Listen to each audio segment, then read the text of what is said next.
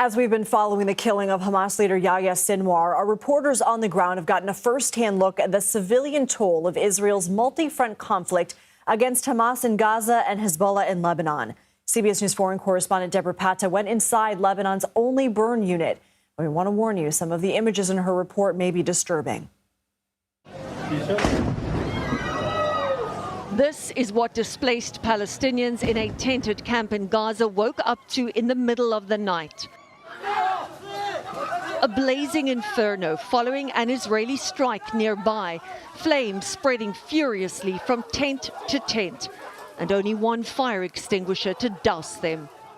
Residents scrambled to rescue people from the blaze, but could not save young Shaban al-Dalu, who was burnt alive. His father, Ahmed al-Dalu, suffered agonizing burns in the same fire, but it is guilt that's eating him alive. He was faced with an impossible choice. I didn't know who to save, he told CBS News.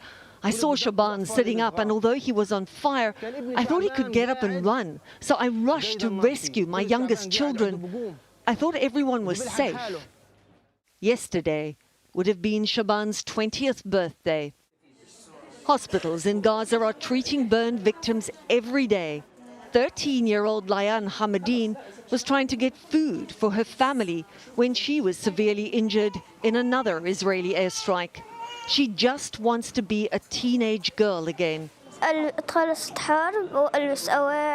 want the war to end, she said. I want to wear beautiful clothes and have beautiful hair again. And I long for healthy foods like apples and mangoes.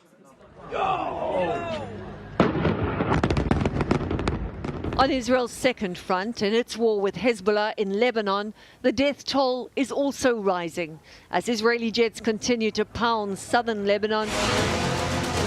Hezbollah released this video vowing to strike deeper inside Israel. The Israeli military says it's targeting Hezbollah strongholds,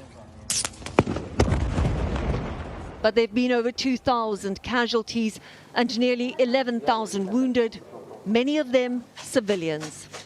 At Lebanon's only burn unit, the hospital has tripled its usual number of beds.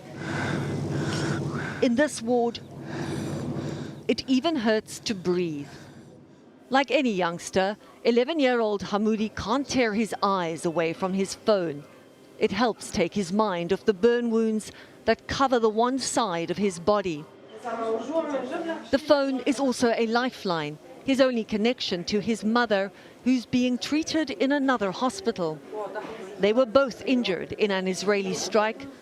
Hamoudi doesn't know yet that his father and brother were killed in that attack. His aunt Jamal Ibrahim is worried the news would be too much to bear. He asked for his dad, his brother, only. And you have not been able to tell him yet? He's a little boy, 11 years, he make a shock. It's the war's youngest victims that are particularly difficult for nurse Ali Humaida. It's terrible to see children in pain, he told us, especially when there isn't much we can do. Already, 21-month-old Ivana has learned to dread the men and women in blue scrubs. I'm almost done, Nurse Humaida reassures her. She's covered in burns from head to toe. The slightest touch is excruciating. Her mother, Fatima Zayun, told us their house was hit by a rocket over 3 weeks ago. I saw my daughter on fire, she said. Since then, she has been inconsolable. I don't care about anything, she said. I just want my daughter to get better. The health system here is already taking strain as hospitals cope with a rising increase in patients injured in the war. And doctors tell us they have no idea how they will cope if it gets any worse. Lindsay? Deborah Patta, thank you.